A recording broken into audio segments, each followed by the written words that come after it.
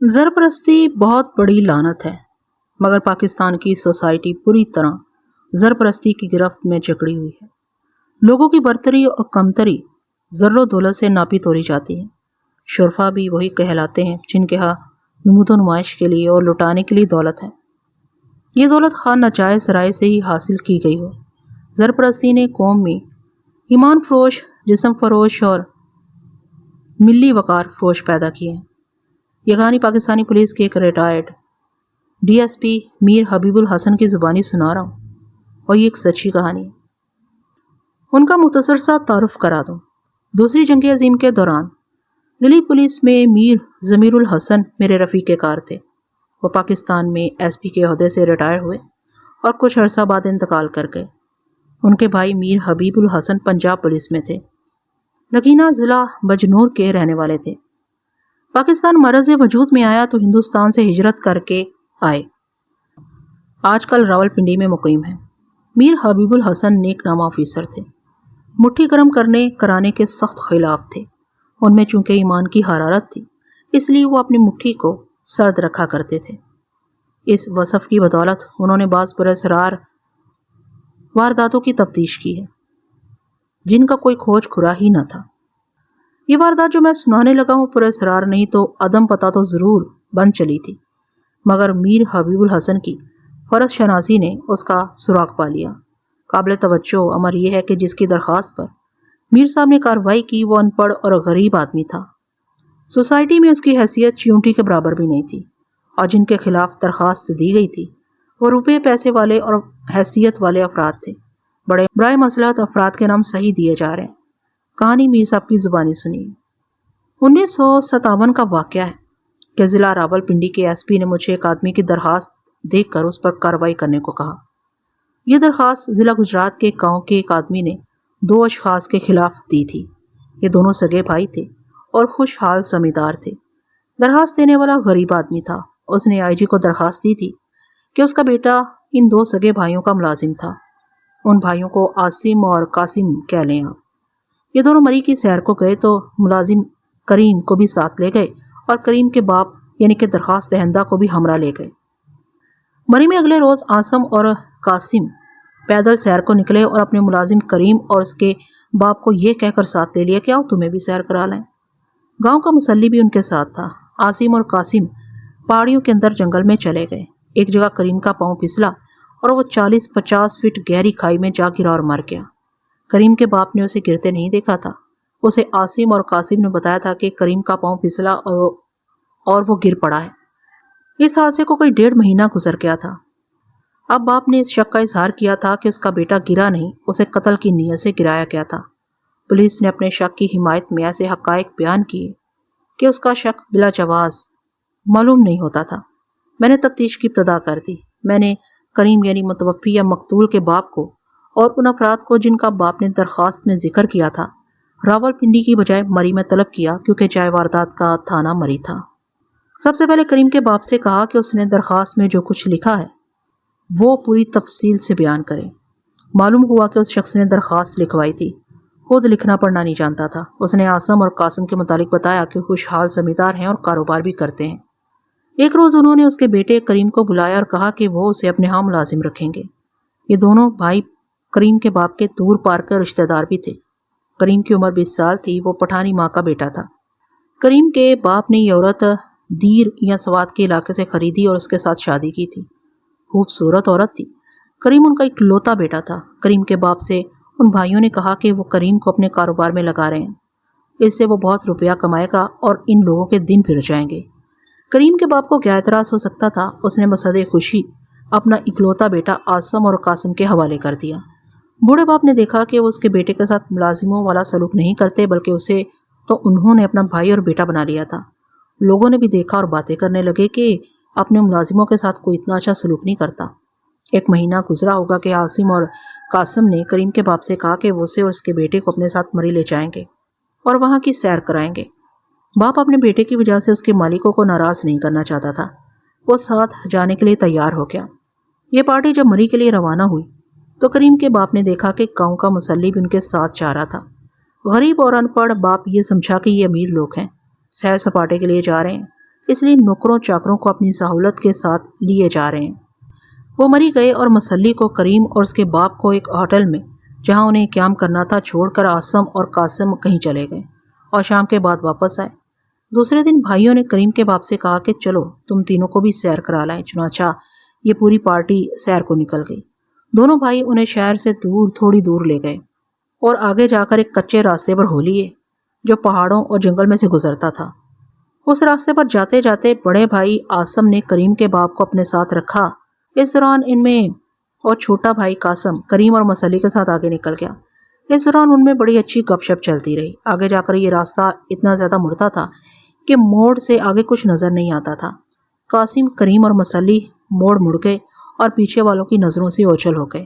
عاصم اور کریم کا باپ ابھی موڑ تک نہیں پہنچے تھے کہ قاسم اور مسلی دوڑتے واپس آئے اور گھبرائی ہوئی آواز میں کہنے لگے، موڑ کے ساتھ ہی گہری کھائی ہے، کریم کا پاؤں پھسل گیا اور وہ کھائی میں گر پڑا ہے۔ عاصم سے قاسم نے کہا، دوڑ کر جاؤ اور ڈاکٹر کو یہیں لے آؤ، ورنہ کریم کو ڈاکٹر تک لے جاتے معلوم نہیں کیا ہو جائے۔ عاصم کریم کے باپ کو ساتھ لے کر شہر کو دوڑا اور سول اسپتال جا پہنچا۔ ڈاکٹر ان کے ساتھ آ گیا۔ ایک چٹان سے نیچے اتر کر کھائی کی تہہ تک پہنچا جا سکتا تھا۔ نیچے گئے، کریم لہو لہان پڑا تھا، اس کی کھوپڑی کھل گئی تھی۔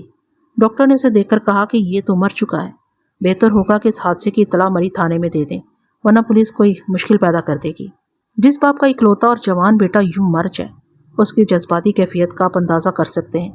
کریم کا باپ تو پاگل ہوا جا رہا تھا۔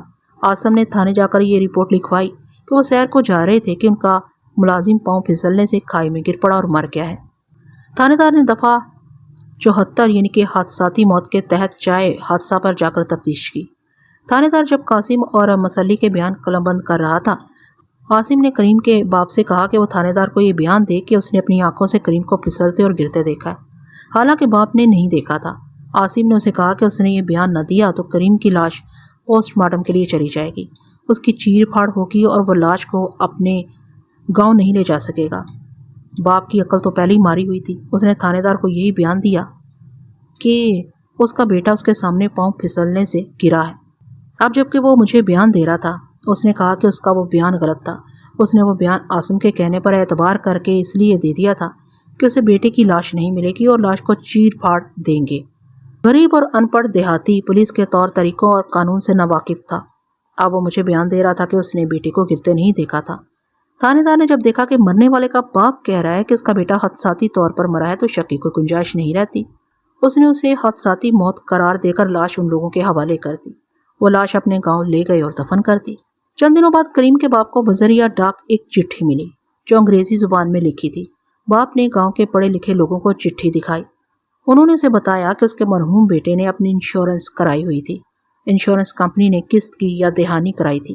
قسط کی رقم 50,000 تھی۔ غریب دیہاتی اور ان پڑھ باپ کو تو یہ بھی معلوم نہیں تھا کہ انشورنس یا بیمہ کس بلا کا نام ہے۔ جن پڑھے لکھے آدمیوں نے انشورنس کمپنی کی چٹھی پڑھی وہ بہت حیران ہوئے کہ غریب دیہاتی کے بیٹے نے کیا لاکھوں روپے کی انشورنس کرا رکھی تھی جس کی سالانہ قسط 50,000 روپے تھی۔ ان آدمیوں کو شک ہوا کہ کریم کی حادثاتی موت کے پیچھے کوئی خفیہ ہاتھ ہے جس کا تعلق مرحوم کی انشورنس کے ساتھ ہے۔ انہوں نے بوڑھے باپ سے کہا کہ گھر میں کریم نے کوئی کاغذات رکھے ہوں گے۔ باپ نے اپنے گھر کی تلاشی لے کر بتایا کہ گھر میں ایسا کوئی کاغذ نہیں جو کریم نے سنبھال رکھا ہو۔ گاؤں کے سب سے زیادہ تعلیم یافتہ آدمی نے کریم کے باپ کو بتایا کہ انشورنس کا مطلب کیا ہوتا ہے۔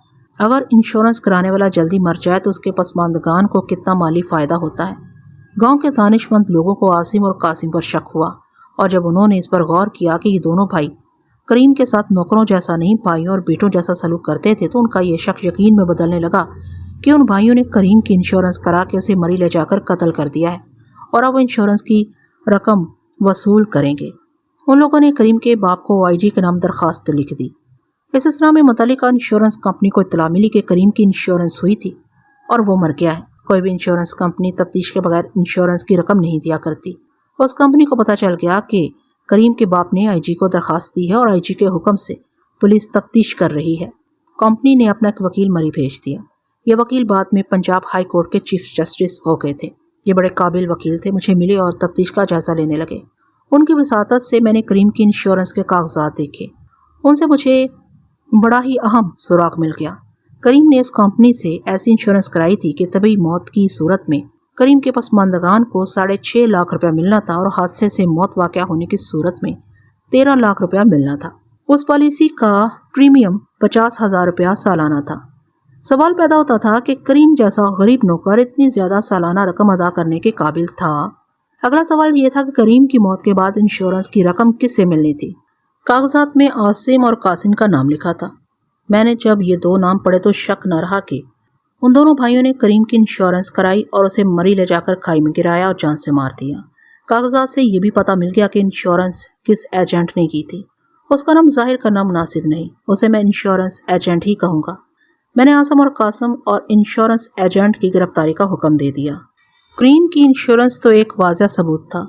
اس سے پہلے بھی مجھے شک تھا کہ کریم کو قتل کیا گیا ہے۔ میرے سامنے کچھ نکات تھے۔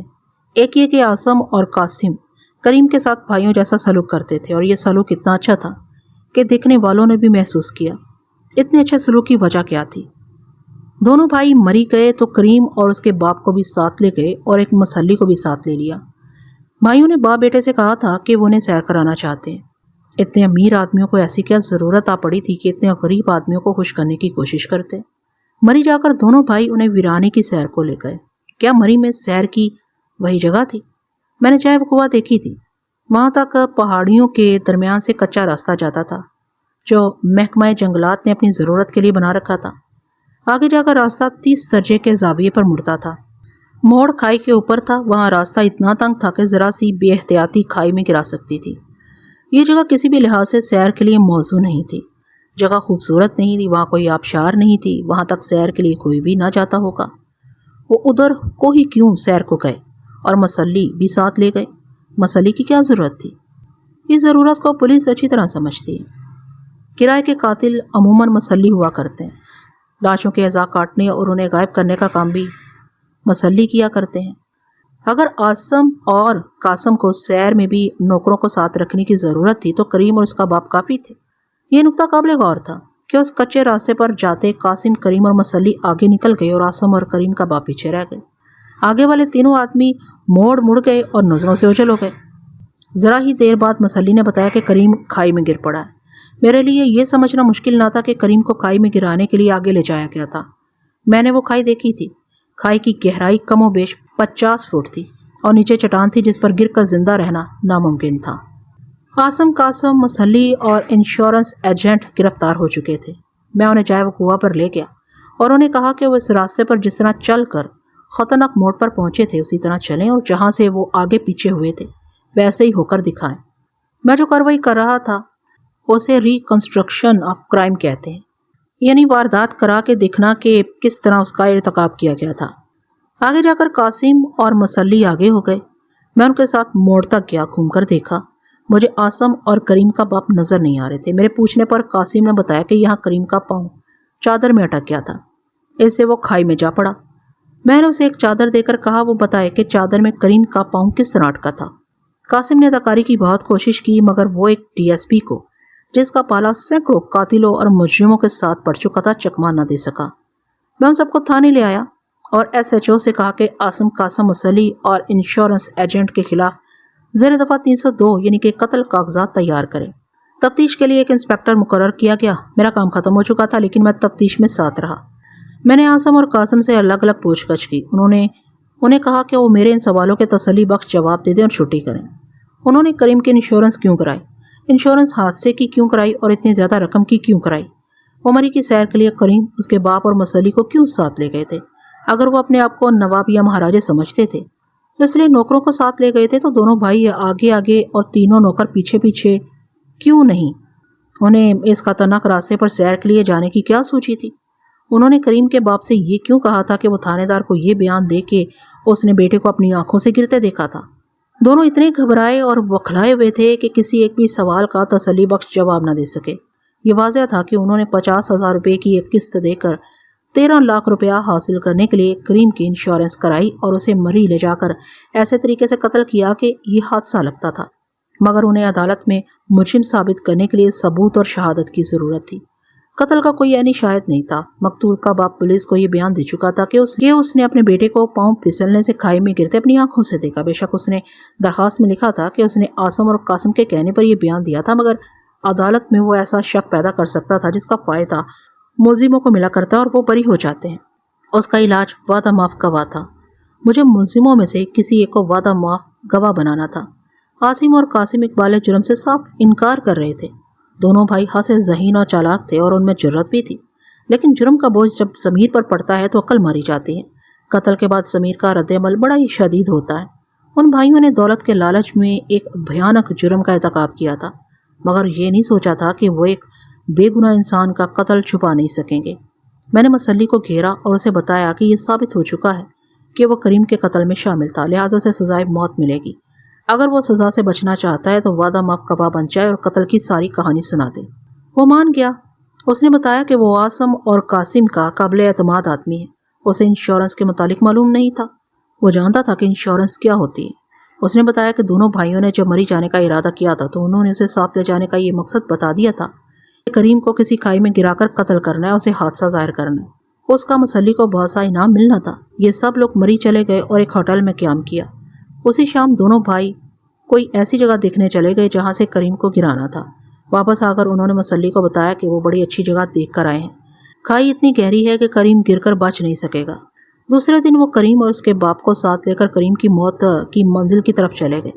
موت کے موڑ سے ابھی دور تھے کہ طے شدہ پروگرام کے مطابق بڑا بھائی عاصم مقتول کے باپ کو ساتھ لیے پیچھے رہ گیا اور چھوٹا بھائی قاسم، کریم اور مسلی آگے نکل گئے۔ وہ جب موڑ مڑے تو عاصم اور کریم کے باپ کی نظروں سے اوجھل ہو گئے۔ مسلی اور قاسم نے مل کر کریم کو دھکا دیا۔ کریم کھائی میں گر پڑا۔ قاسم اور مسلی نے پیچھے جا کر عاصم اور مقتول کے باپ کو بتایا کہ موڑ مڑتے کریم کا پاؤں چادر میں اٹک گیا اور وہ کھائی میں گر پڑا ہے۔ پروگرام کے مطابق عاصم کریم کے باپ کو ساتھ لے کر شہر سے ڈاکٹر کو لانے کے لیے دوڑا۔ اس کا مقصد یہ تھا کہ کریم کے باپ کی غیر حاضری میں نیچے جا کر دیکھا جائے کہ کریم مرا ہے یا نہیں۔ اگر زندہ ہے تو اس کے سر پر پتھر مار کر ہلاک کر دیا جائے۔ قاسم اور مسلی ذرا آگے جا کر ایک پہاڑی کی ڈھلان سے نیچے اتر گئے۔ کریم 50 فٹ بلندی سے چٹان پر گرا تھا۔ اس کا سر کھل گیا تھا اور وہ مر چکا تھا۔ کریم کے باپ کو عاصم ایک اور مقصد کے لیے بھی ساتھ لے گیا تھا۔ وہ یہ تھا کہ عاصم کریم کے باپ کو یہ بیان دینے کے لیے تیار کرے کہ اس کا بیٹا اس کے سامنے پاؤں پھسلنے سے یا ٹھوکر سے کھائی میں گر پڑا۔ اگر اس نے یہ بیان نہ دیا تو اسے بیٹے کی لاش نہیں مل سکے گی۔ ڈاکٹر نے آ کے مقتول کی موت کی تصدیق کر دی اور مقتول کے باپ نے قاتلوں کے مقصد کا بیان دے دیا۔ یہ لوگ لاش لے کر گاؤں آ گئے۔ مسلی کے اس اقوالی بیان کو جرح کے ذریعے مکمل کر لیا گیا۔ یہ بیان زیر دفعہ 164 مجسٹریٹ سے قلم بند کرانا تھا۔ مسلی کو مجسٹریٹ کے حوالے کر دیا گیا۔ مسلی نے بیان دینے سے انکار کر دیا اور کہا کہ قتل کے ساتھ اس کا کوئی تعلق نہیں اور اسے پولیس نے بیان دینے پر مجبور کیا ہے۔ مجسٹریٹ نے اسے قانون کے مطابق جیل کی حوالات میں بھیج دیا۔ اس سے ہمارا مقدمہ اور زیادہ کمزور ہو گیا۔ دوسرا وعدہ معاف گواہ انشورنس ایجنٹ ہو سکتا تھا۔ اسے میں خود ملا۔ وہ تیار نہیں ہو رہا تھا۔ میں نے بہت بحث مباحثے کے بعد بڑی مشکل سے آمادہ کر لیا۔ اس نے بیان دے دیا۔ اس نے بتایا کہ عاصم اور قاسم کے ساتھ اس کے مراسم تھے۔ وہ ان مراسم سے یہ فائدہ اٹھانا چاہتا تھا کہ دونوں بھائیوں کی انشورنس کرے، مگر دونوں کو یہ صورت پسند نہیں تھی کہ ان کے مرنے کے بعد رقم کسی اور کو ملے۔ وہ جیتے جی رقم حاصل کرنا چاہتے تھے۔ وہ دولت مند بننے کی خواہش لیے ہوئے تھے اور ان سے طریقے پوچھتے رہتے تھے۔ انشورنس ایجنٹ نے انہیں انشورنس کی مختلف صورتیں اور پالیسیاں بتائیں۔ ان میں ایک یہ تھی کہ وہ کسی کی انشورنس کرائیں اور اگر وہ حادثے میں مر جائے تو انہیں دگنی رقم مل جائے گی۔ انشورنس میں وہ اپنا نام دیں کہ حادثے میں موت کے بعد رقم ان بھائیوں کو ملے۔ چنانچہ طے پایا کہ وہ یہ پالیسی لے لیں گے۔ اس کے لیے انہوں نے ایک غریب آدمی کے بیٹے یعنی کہ مقتول کو منتخب کیا اور اسے ملازم رکھ کر اس کے نام کی پالیسی لے لی، جس کی شرائط یہ تھی کہ سالانہ قسط 50,000 روپیہ ہوگی۔ اگر موت طبعی ہو تو انہیں 6.5 لاکھ روپیہ ملے گا اور حادثے میں موت واقع ہو جائے تو رقم اس سے دگنی یعنی 13 لاکھ ہوگی۔ کریم اور اس کے باپ کو انشورنس سے بے خبر رکھا گیا۔ انہوں نے پہلی قسط تو دے دی لیکن دوسری قسط بچانے اور 13 لاکھ روپیہ حاصل کرنے کے لیے کریم کو جلدی ختم کرنے کا پروگرام بنا لیا۔ اس مقصد کے لیے وہ اسے اس کے باپ کو مری لے گئے۔ انشورنس ایجنٹ ان کے ساتھ نہیں تھا۔ وہ مری سے کریم کی لاش لائے اور انشورنس کمپنی کو اطلاع دی کہ کریم حادثے میں مر گیا ہے، لہٰذا اس کی انشورنس کی رقم ادا کی جائے۔ اس سے پہلے انشورنس کمپنی نے دفتری کارروائی کے معمول کے مطابق کریم کے گھر کے پتے پر ایک چٹھی بھیج دی تھی۔ اس چٹھی نے بنا بنایا کھیل بگاڑ دیا۔ اس ایجنٹ نے بتایا کہ اس نے عاصم اور قاسم سے کہا تھا کہ وہ کریم کو مار ڈالیں تو وہ انہیں 13 لاکھ روپیہ فوراً دلا دے گا۔ اس میں سے اس نے اپنا حصہ طے کر لیا تھا مگر پولیس نے مہلت نہ دی۔ انشورنس ایجنٹ کے متعلق میں نے مخبروں اور دیگر ذرائع سے جو معلومات حاصل کی، ان کے مطابق یہ شخص خاصا چالاک اور ذہین تھا۔ اس نے اپنے آپ میں کشش اور بھی پیدا کر رکھی تھی۔ یہ خوبصورت اور تیز ترار لڑکی تھی۔ لوگوں کی انشورنس کے لیے اس لڑکی کو استعمال کرتا تھا، اگر کسی چکر میں پھنس جائے تو یہ لڑکی سے نکال لیتی تھی۔ وہ انشورنس کے میدان میں مجرمانہ حرکتیں کیا کرتا تھا اور لڑکی کو وہ دام میں دانے کے طور پر استعمال کیا کرتا تھا۔ میں نے اس کا اقبالی بیان لے لیا۔ اسے مجسٹریٹ کے پاس لے جا کر دفعہ 164 کے تحت بیان ریکارڈ کرانا تھا، مگر مجھے اس کی اجازت نہ دی گئی۔ میں اوپر کی اجازت کے بغیر کچھ نہیں کر سکتا تھا۔ میں جانتا ہوں مجھے کیوں روکا گیا تھا۔ وجوہات بیان کرنا مناسب نہیں، متصر یہ کہ اتنے گھناؤنے جرم کے مجرم سزا کے بغیر رہا ہو رہے تھے۔ ادھر کریم کے گاؤں میں یوں ہو رہا تھا کہ عاصم اور قاسم کے لواحقین انہیں سزا سے بچانے کے لیے دولت لٹا رہے تھے۔ انہوں نے کریم کے باپ اور اس کی ماں کو بے شمار رقم پیش کی اور انہیں کہا کہ کریم کا باپ یہ بیان دے کہ اس کے بیٹے کا پاؤں پھسل گیا اور وہ کھائی میں گر پڑا تھا۔ مجھے بتایا گیا کہ کریم کی پٹھانی ماں نے بہت بڑی رقم ٹھکرا دی اور چلا چلا کر کہا کہ میں ان دونوں بھائیوں کی قبریں اپنے بیٹے کی قبر کے ساتھ بنواؤں گی۔ اس کا رونا، اس کے بین کسی سے برداشت نہیں ہوتے تھے۔ کوشش میری بھی یہی تھی کہ دونوں بھائیوں کو میں وہیں پہنچا دوں جہاں انہوں نے ایک ماں کے بیٹے کو پہنچا دیا، مگر میرے راستے میں کانٹے بکھیر دیے گئے تھے۔ مجھے خطرہ نظر آ رہا تھا کہ وعدہ معاف گواہ کے بغیر مقدمہ عدالت میں پیش کیا گیا تو ناکام ہو جائے گا۔ میرے پاس صرف قرائن کی شہادت تھی۔ صفائی کے قابل وکیل ایسی شہادت کو بیکار کر دیا کرتے ہیں۔ مجھے خدا پر بھروسہ تھا۔ میں نے مقدمہ تیار کر کے چالان عدالت میں پیش کرا دیا۔ میرے پاس سب سے زیادہ مضبوط نقطہ یہ تھا کہ اتنے امیر آدمیوں نے اتنے غریب آدمی کی انشورنس کرائی اور پالیسی وہ لی جس میں حادثے سے موت کی صورت میں رقم دگنی ملتی ہے۔ انشورنس کرانے کے تھوڑا ہی عرصہ بعد متعلقہ آدمی حادثے کا شکار ہو گیا۔ تب پتہ چلا کہ رقم وصول کرنے والے دونوں بھائی خود ہی تھے۔ یہ راولپنڈی سیشن کورٹ کا بڑا مشہور مقدمہ ہے۔ میں نے پبلک پراسیکیوٹر کو بڑی محنت سے تیار کیا۔ اسے بڑے کام کے نکتے بتائے گئے تھے، مگر صفائی کا وکیل معمولی نہیں تھا۔ مقدمہ چلتا رہا۔ آخر سیشن جج نے چھوٹے بھائی قاسم کو سزائے موت سنا دی۔ بڑے بھائی عاصم کو اس شک کا فائدہ دے کر بری کر دیا کہ وہ مقتول کے ساتھ نہیں تھا۔ مسلی کو اس بنا پر بری کر دیا گیا کہ قتل میں اس کا ہاتھ نہیں تھا، نہ اس کا کوئی مفاد تھا۔ انشورنس ایجنٹ کو بھی بری کر دیا گیا کیونکہ اس کے خلاف اعانت جرم کا کوئی ثبوت نہ تھا۔ قاسم کی سزا کے خلاف عاصم نے ہائی کورٹ میں اپیل دائر کی۔ اس کے ساتھ ہی سرکار یعنی حکومت کی طرف سے بھی اپیل دائر کر دی گئی کہ باقی ملزموں کو بھی سزا ملنی چاہیے۔ ہائی کورٹ نے قاسم کی اپیل مسترد کرتے ہوئے اس کی سزائے موت بحال رکھی اور سرکار کی اپیل منظور کرتے ہوئے عاصم کو بھی سزائے موت دے دی۔ باقی ملزموں یعنی ایجنٹ اور مسلی کو جو شک کا فائدہ دیا گیا وہ ہائی کورٹ نے بحال رکھا۔ دونوں بھائیوں نے سپریم کورٹ میں اپیل دائر کی، لیکن سپریم کورٹ نے اپیل مسترد کر دی اور ایک صبح دونوں بھائیوں کو پھانسی دے دی گئی۔ مقتول کی ماں کی یہ خواہش اور یہ فریاد خدا نے پوری کر دی کہ دونوں بھائیوں کی قبریں اپنے بیٹے کی قبر کے ساتھ بنواؤں گی۔ بالکل ایسے ہی ہوا۔ دونوں بھائیوں کے لواحقین نے ان کی قبریں مقتول کی قبر کے بالکل ساتھ کھدوائیں۔ ناظرین، امید کرتی ہوں کہ آپ کو یہ کہانی پسند آئی ہوگی۔ بہت مختصر کہانی ہے لیکن کیس سچ ہے اور سبق آموز بھی ہے کہ غریب کی کوئی زندگی نہیں ہے، نہ پہلے تھی نہ اب ہے، پتہ نہیں مستقبل میں بھی ہوگی یا نہیں ہوگی۔ امید کرتی ہوں کہ سپورٹ جاری رکھیں گے، لائک کمنٹ ضرور کریں گے اور شیئر بھی لازمی سے کریں گے۔ مجھے اجازت دیجیے ایسی کسی اچھی سی کہانی تک کے لیے اللہ حافظ۔